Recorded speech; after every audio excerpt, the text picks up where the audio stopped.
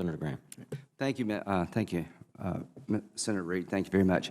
Have you been following the media reports that there may be consideration at the Pentagon to reduce, to take a star away from General Petraeus? I have.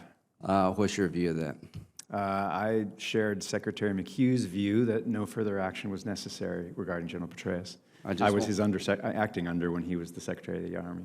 I just want to say for the record, Senator Reid, that I hope there's bipartisanship for this approach. Number one, that's a great answer. I think General Petraeus, like everyone else who's been fighting this war, only God knows how many years he was deployed since 9/11. He made a mistake. He took responsibility for it. And his military record, I think, stands as one of the greatest in recent memory. And I would just urge the Secretary of Defense to follow your recommendation and not go down this path. As to the Army itself, I know you've been asked about force structure. What does it mean to have 490,000 members of the Army versus 420 in terms of things you can do? What's the difference? I know you got 70,000 more people, but what does it mean in terms of engagement? Well, I think when you look at, so 490 down to 450 in the current construct, down to 420 as a possible number in sequestration.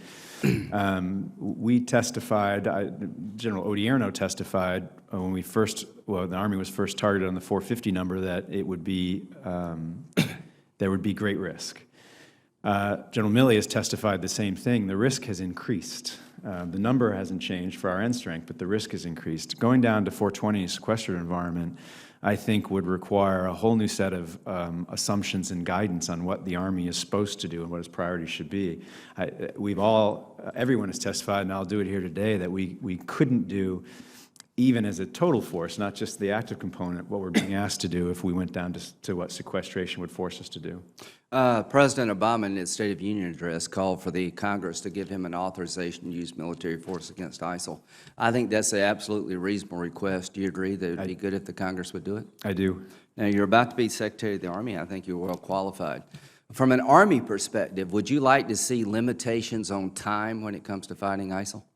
I think my preference would be not to have a limitation. Okay, I think that makes perfect sense. If I'm in the Army, I don't want to tell the enemy after 3 years we're going to have to stop and start all over again.